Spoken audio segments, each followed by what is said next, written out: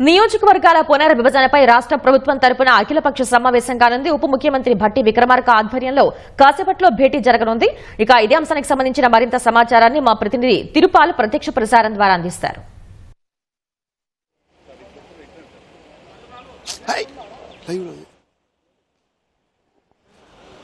శ్వేత, మరికొద్దిసేపట్లో delimitation మీద అఖిలపక్ష సమావేశం జరగనుంది. ఈ సమావేశము ఉప ముఖ్యమంత్రి భట్టి విక్రమార్క అదేవిధంగా జానారెడ్డి నేతృత్వంలో జరగనుంది. ఇప్పటికే అన్ని పార్టీలకు సంబంధించిన నాయకులను ఈ సమావేశానికి ఆహ్వానించారు. మరికొద్దిసేపట్లో అసెంబ్లీ ప్రాంగణంలోని కమిటీ హాల్ నెంబర్ 1లో ఈ సమావేశం జరుగుతుంది. ప్రధానంగా డీలిమిటేషన్ 2001లో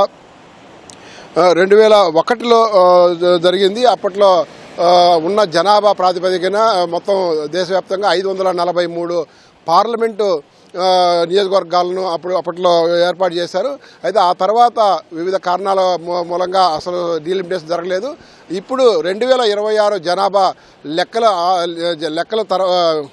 లెక్కల ఆధారంగా చేయాలని చెప్పేసి 2029లో జరగనున్న పార్లమెంట్ ఎన్నికల సమయానికి పూర్తి చేయాలని చెప్పేసి నిర్ణయించారు.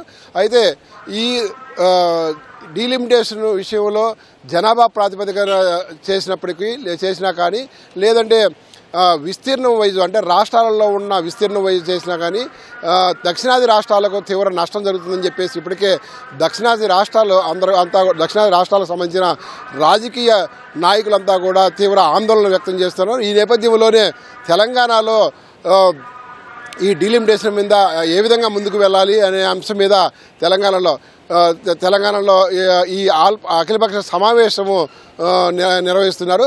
మరికొద్దిసేపట్లో ఈ సమావేశం జరగనుంది. ఈ సమావేశానికి అన్ని పార్టీలకు సంబంధించిన నాయకులు హాజరు కానున్నారు. Over to studio.